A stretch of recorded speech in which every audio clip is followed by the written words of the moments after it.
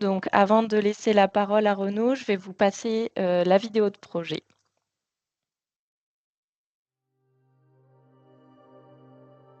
Depuis toujours, l'eau qui s'écoule à la surface de la Terre façonne les paysages, nourrit les sociétés et soutient la vie. Lacs, rivières, plaines d'inondations, ces étendues d'eau continentales sont au cœur des sociétés humaines. Elles alimentent les centrales hydroélectriques, irriguent les cultures, abreuvent populations et bétail et font vivre la pêche et la pisciculture. Aujourd'hui, ces eaux de surface connaissent des bouleversements sans précédent face au changement climatique et aux pressions humaines croissantes. Crues plus intenses, sécheresses prolongées, épisodes extrêmes qui s'enchaînent, dans de nombreuses régions du monde, mieux connaître la disponibilité de l'eau devient indispensable pour gérer durablement cette ressource fragile. Pourtant, ces dynamiques hydrologiques restent souvent mal connues à de grandes échelles à cause de données partielles et difficiles à comparer dans le temps. Alors comment reconstruire une vision claire, continue et fiable de l'évolution des eaux de surface ? Le projet Cascade, pour chaîne de traitement automatique pour le suivi et la caractérisation des eaux de surface continentale, apporte une réponse concrète. Il développe des chaînes de traitement entièrement automatisées, exploitant les archives des missions satellitaires européennes Sentinelle-1 et 2 depuis 2015, afin de produire des cartes d'étendue d'eau, des niveaux d'eau en période d'inondation et des indicateurs clés de l'état hydrologique des surfaces. Porté par un consortium international réunissant l'IRD, l'INRAE, Aix-Marseille Université, l'Institut de technologie du Cambodge, l'Université d'Antananarivo et le CNES, Cascade propose le premier outil automatisé fournissant des informations récurrentes sur les eaux de surface dans des régions du Sud. Pour cela, le projet s'appuie sur différentes sources de données complémentaires. Les images radar Sentinelle-1, insensibles à la couverture nuageuse, assurent un suivi continu, y compris en zone tropicale. Leur rétrodiffusion caractéristique permet de détecter efficacement les surfaces en eau. Les images optiques haute résolution Sentinelle-2 enrichissent ces observations lorsque les conditions météo le permettent. Pour estimer les niveaux d'eau lors des crues, les cartes d'étendue sont combinées au modèle numérique de terrain Copernicus DEM. Enfin, des données comme SWOT, OpenStreetMap et les observations in situ servent à valider la précision des produits générés. La fiabilité de l'outil repose sur une approche scientifique complète. Les algorithmes exploitent l'historique d'images pour limiter les fausses détections, notamment celles liées aux ombres ou aux structures artificielles, indiquées ici en rouge, les zones en eau récurrentes selon les saisons, ici en bleu. Chaque carte est en outre associée à un indice de confiance, calculé grâce à des méthodes statistiques, qui permet de quantifier les incertitudes et d'évaluer la précision des informations produites. 6 territoires pilotes bénéficieront de ce système. Le Cambodge, Madagascar, le Brésil, la Bolivie, l'Équateur et le Niger. Cascade simplifiera l'accès à l'ensemble des informations via une plateforme interactive co-construite avec des utilisateurs locaux. Elle permettra de visualiser et télécharger l'ensemble des produits, archives complètes, cartes saisonnières et mensuelles, cartes d'occurrence ou indicateurs d'événements exceptionnels. Au-delà de ces 6 sites, les outils et méthodes développés sont conçus pour être facilement transférés vers d'autres territoires confrontés aux mêmes défis hydrologiques. Cascade transforme ainsi des années d'observation satellitaire en solutions opérationnelles pour favoriser une gestion plus durable et éclairée des eaux de surface continentale.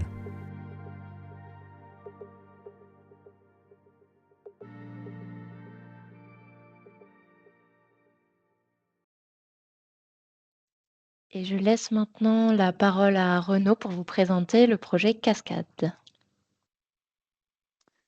Donc bonjour à tous. Un grand merci de nous donner l'opportunité de présenter le projet dans le cadre de cette trimestrielle du SCO. Alors je ne savais pas qu'on pouvait faire cette présentation à 2 voix, sinon je l'aurais fait avec plaisir avec Cyprien Alexandre qui travaille avec nous là beaucoup sur le projet et qui fait en particulier toute la partie développement de la plateforme. Donc voilà, je le remercie, j'en profite pour le remercier au passage. Et donc le projet Cascade vise à automatiser le suivi et la caractérisation des eaux de surface donc sur 6 sites, comme on a pu le voir à travers le monde, en particulier pas mal en zone tropicale, comme on a pu le voir dans la vidéo. Tu peux passer à la suivante, Juliette, s'il te plaît. Et du coup, bon, on en a eu un aperçu là dans la vidéo aussi, mais quel type de données spatiales on utilise? Il y a d'une part les images Sentinel-1, donc ça c'est motivé en particulier par les zones sur lesquelles on travaille, qui sont tropicales, donc sur lesquelles on a beaucoup de problèmes d'ennuagement, et donc des images, des séries temporelles d'images Sentinel-2 qui sont très parcellaires, avec un grand nombre d'images qui sont potentiellement couverts avec une surface importante de nuages, et donc qui sont peu exploitables pour la cartographie des zones en eau. Des données topographiques, comme par exemple les données Copernicus-DEM ou les modèles numériques de terrain qui peuvent en être issus, et des données exogènes, donc par exemple de pluie, des données SWOT, des données de niveau et de débit. Et donc pourquoi utiliser ces données? Donc, comme je l'ai dit, les images Sentinel-1 et 2 sont principalement là pour nous aider à cartographier les zones en eau de façon continue. Les données du Copernicus DEM, donc qui est le modèle numérique de terrain, sont-elles utilisées en période d'inondation pour passer d'une information de carte de zone en eau à une information de niveau d'eau, donc pour avoir l'information d'altitude. Et les données exogènes sont principalement utilisées pour l'évaluation et l'amélioration donc des produits et des algorithmes. Suivante, s'il te plaît. Donc on a ici un exemple, c'est pour illustrer un petit peu comment fonctionnent nos algorithmes, qu'est-ce qu'on extrait. Et donc là, on voit un exemple sur une zone au Cambodge, avec deux images radar Sentinel-1, l'une acquise en février 2020, donc plutôt en période sèche, et l'autre en novembre 2021, en période cette fois-ci humide, en période de crue, durant la mousson. Et donc ce qu'on voit sur ces images radar, c'est que l'eau apparaît sur les images de façon avec des teintes sombres, noires. Donc on repère à gauche, en période sèche, principalement le cours d'eau du Mékong, du Tonlé Sap et du Bassac, avec quelques lacs. Et en période humide, toutes les plaines d'inondation qui apparaissent, donc avec des zones noires beaucoup plus étendues. Donc l'idée de notre algorithme, c'est de pouvoir travailler de façon assez systématique et donc d'avoir une certaine agilité pour pouvoir automatiquement traiter à la fois des images en période sèche, où on n'a pas beaucoup d'eau, et donc où l'eau est potentiellement un petit peu plus difficile à détecter, et en période humide, où on a cette fois-ci beaucoup plus d'eau. Donc c'est un effet de réflexion spéculaire qui fait que finalement, on a des zones d'eau qui sont très sombres sur les images radar. Suivante, s'il te plaît. Voilà. Et donc cet algorithme, l'agilité de l'algorithme se fait dans un premier temps en zoomant un petit peu sur des zones qui apparaissent ici en rose, enfin dans les tons pourpres, où finalement on a la possibilité assez facilement de distinguer l'eau des zones sèches. Et donc l'algorithme va dans un premier temps se focaliser sur ces zones dans lesquelles il va pouvoir facilement détecter des seuils qui vont permettre de détecter l'eau.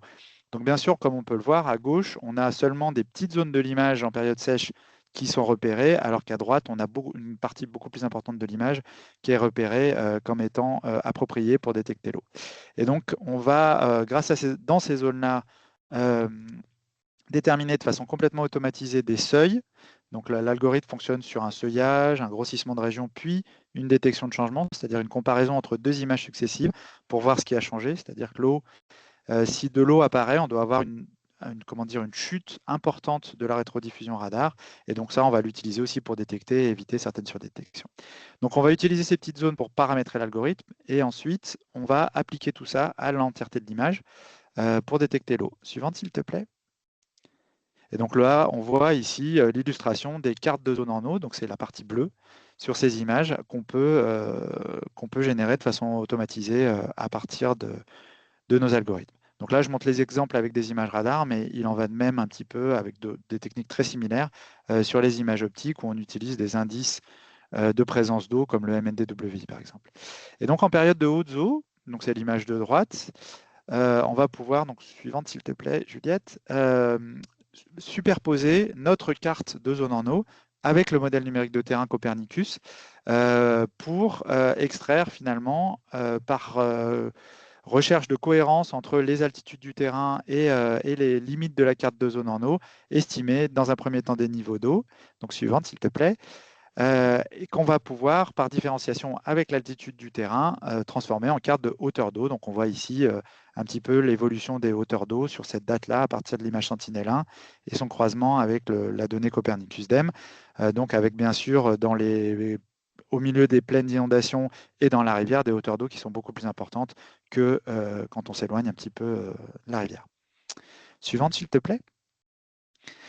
Et donc ces données l'algorithme et les algorithmes qui sont associés que je viens de présenter vont permettre de traiter de façon systématique chaque image Sentinel-1, Sentinel-2 exploitable qui a été acquise pendant la durée de vie de ces deux satellites. Donc c'est à peu près une dizaine d'années. Sur le cas du Cambodge, pour Sentinel-1, on n'a que des images depuis 2017, donc c'est un petit peu moins de 10 ans, mais voilà, c'est une illustration. Donc on voit ici cette petite animation qui montre toutes les cartes de zones en eau qui sont extraites à chaque date d'acquisition de Sentinel-1. Donc on voit bien la succession chaque année des périodes un petit peu plus sèches avec les périodes de mousson où on a le Mékong qui s'étend, enfin des inondations du Mékong qui s'étendent sur des dizaines de kilomètres. Donc j'ai remis l'échelle en bas, là on voit 70 kilomètres. Donc on couvre une zone d'à peu près 200 km par 250. Et donc, à partir de ces données temporelles, on va pouvoir extraire un certain nombre d'informations. Donc, suivante, s'il te plaît, Juliette. En particulier, des cartes de fréquence de submersion. Donc, on voit ici au milieu, sur les 9-10 ans d'image Sentinel-1, on a en bleu foncé les zones dans lesquelles on a quasiment tout le temps de l'eau, en tout cas sur chaque image, avec des zones de bleu plus clair où on a simplement de temps en temps, quelques fois par an, voire s'il y a eu un événement extrême, peut-être qu'une fois sur la période de 10 ans, des inondations. Enfin voilà, là c'est principalement les inondations. Et suivante, s'il te plaît. Et donc aussi avec ces séries temporelles, on va pouvoir analyser l'information qu'on a sur les images temporelles au cours du temps pour chaque pixel. Donc je ne l'ai pas précisé ici, mais nous on travaille à 10 mètres, qui est à peu près la résolution native de Sentinel-1 et qui est la résolution native de Sentinel-2. Et donc à partir de ces séries temporelles, on va pouvoir voir, on voit ici à droite en bleu, les zones qui sont toujours en eau. Donc c'est ce qu'on va appeler les eaux permanentes. Donc ça, on peut faire ce travail-là à l'échelle interannuelle sur les 10 ans, mais on peut aussi travailler, ça c'est ce qu'on va faire dans les prochains mois, et estimer des zones d'étendue d'eau habituelles par saison. Donc ça peut être sur une période de 6 mois, sur une période de 3 mois, puisque dans les zones tropicales où on a de la mousson comme ça, selon la saison, finalement, les zones habituelles ne sont pas les mêmes. Et donc ça va nous permettre de dire est-ce qu'on a quelque chose de plus extrême ou pas par rapport à ce qu'on a habituellement. Et ce qu'on voit aussi sur cette image en rouge, ça, il en a été question dans la vidéo, ce sont ce qu'on appelle les zones d'exclusion. C'est les zones dans lesquelles, sur la série temporelle, les pixels pour lesquels, dans la série temporelle, on n'a pas de variation, aucune variation. Et donc ça nous donne une information intéressante qui est que c'est des zones dans lesquelles on ne pourra pas détecter l'eau. Et donc, c'est des zones sur lesquelles on ne peut pas espérer détecter l'eau parce qu'il y a de l'urbain, donc des bâtiments qui cachent la végétation, ou alors de la végétation très dense. Donc on voit les forêts en particulier au nord-est, etc. Donc ça, c'est des zones qu'on peut fournir à l'utilisateur pour lui dire là, attention, l'information qu'on donne n'est pas fiable, enfin on ne peut pas avoir l'eau. Suivante, s'il te plaît. Et donc, ce sur quoi on a travaillé, et on va continuer à travailler dans les prochains mois, donc le projet est à peu près à 1 an de vie là, à peine, sur les 2 ans et demi.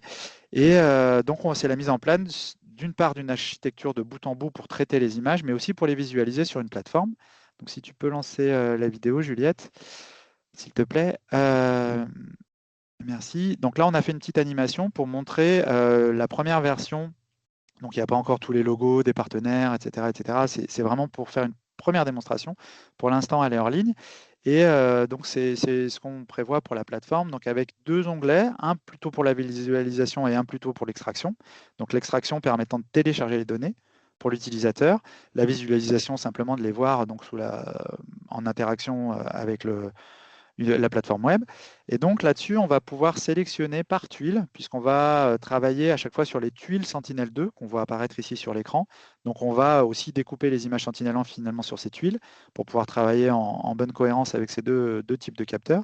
Et on va pouvoir sélectionner les tuiles sur lesquelles on veut récupérer les données, ou en tout cas les visualiser dans un premier temps. Donc on aura différents types de données, par exemple la probabilité d'avoir de l'eau par pixel, l'incertitude sur ces pixels, des produits qui peuvent être une fusion entre les 2 polarisations, par exemple pour Sentinel-1 VVVH, ou alors un produit fusionné, donc on voit ici VVVH, ou alors un produit fusionné, et ça va permettre de visualiser les données, donc soit en intégrant un GeoJSON, enfin en chargeant un GeoJSON d'une zone particulière, ou alors en sélectionnant des tuiles, et en sélectionnant donc une période temporelle, comme on peut le voir ici, finalement, quelles images on veut voir. Donc, on voit des exemples ici de cartes de zones en eau qui ont été dérivées à partir des images Sentinel-1 sur différentes tuiles. Donc, on a 3 tuiles ici.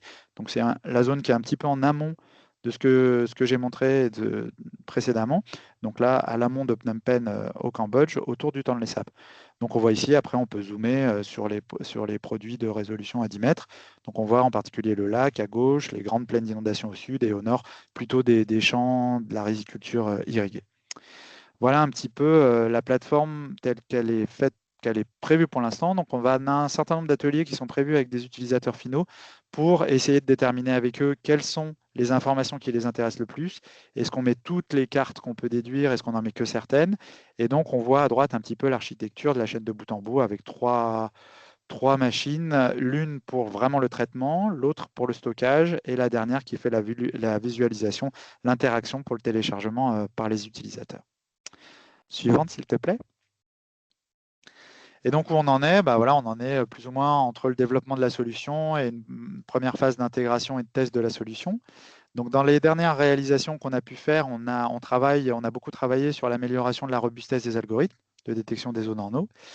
On a mis en place, comme je l'ai dit tout à l'heure, en particulier grâce à Cyprien, toute la mise en place de la chaîne de bout en bout, donc depuis le téléchargement de l'image Sentinel 1, 2 jusqu'à la carte finale. Et on a, ce que je viens de présenter là, mis en place une première version hors ligne pour l'instant de la plateforme de visualisation des produits Cascade. Suivante, s'il te plaît. Et je vais essayer d'accélérer un peu parce que sinon je vais déborder. Donc le lien avec d'autres projets, donc je vais aller assez vite, mais on a 4 projets avec lesquels on interagit beaucoup.